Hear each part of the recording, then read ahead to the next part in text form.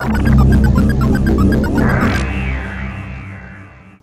another accolade we've given you is reaching number 4 in our T3 Tech 100. Congratulations again. The fact that I was above Steve Jobs made me completely dizzy with joy. Sent him a copy. Who do you think should have been number 1? Because obviously we had the guys from Google. Who would you have as your number 1? Yes, I think you're right. I mean, I think obviously the Google staff, in terms of influence, it's just extraordinary what they can do and how they can undermine, of course. The trouble is, when you get to the size of Google, although they try to be the nice company and do things right, and they have, generally speaking, a much better and friendlier brand image than Microsoft did when Microsoft were in the position of being the most powerful tech company in the world.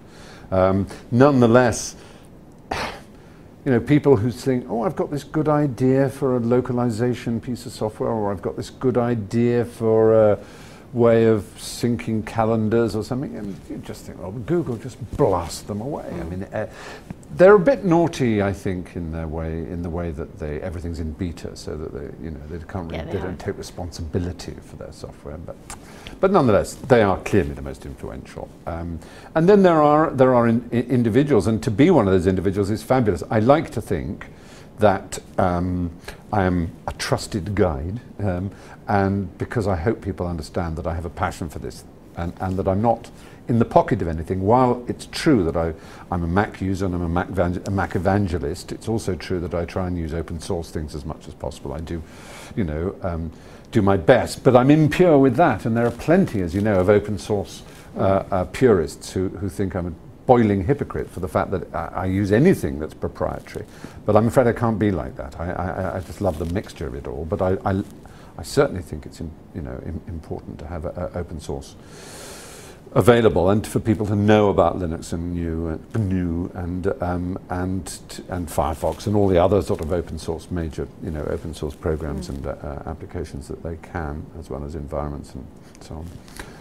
So I think, obviously people like Linus Torvald must be in there somewhere, and Rich Stallman and so on, who are behind the open source movement, should be up there. But to be at number 4 as a trusted guide is fabulous. I just hope I'll live up to that and not be in hock. Although I get sometimes given bits of tech by nice companies who want me to review them. I hope I'll always have the courage to be rude about them if I feel that they're not something that's good, and that I won't always just suck up to the manufacturers in order to get free gear. Before, yeah. Yes, I have been rude. I was terribly rude about the BlackBerry Storm, for example. Not rude. Well, not rude. it's deeply disappointed. I mean, horrifically disappointed. There's going to be a Storm 2 maybe, and maybe they'll get it right, and I'm all for it. As I say, there's nothing I want to see fail. I even want to see, Windows Mobile 6.5 do well, and Windows Mobile 7, and indeed Windows 7. I want them to be good. I want people to have fantastic choice and power and ease and flexibility and pleasure in relating to each other through new media.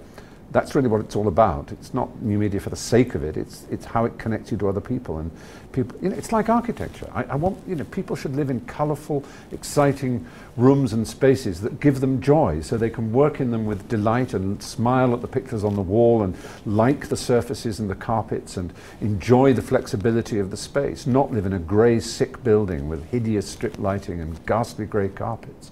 And that's, for so many years, what Windows was. And that was my objection. It was the fact that people were chained to these platforms.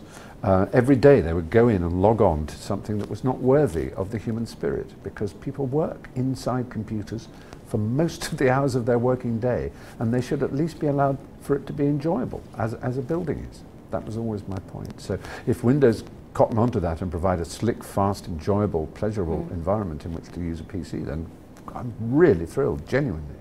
Thank you very much, Stephen, for your time, and congratulations again for being T3's Tech Personality of the Year 2009.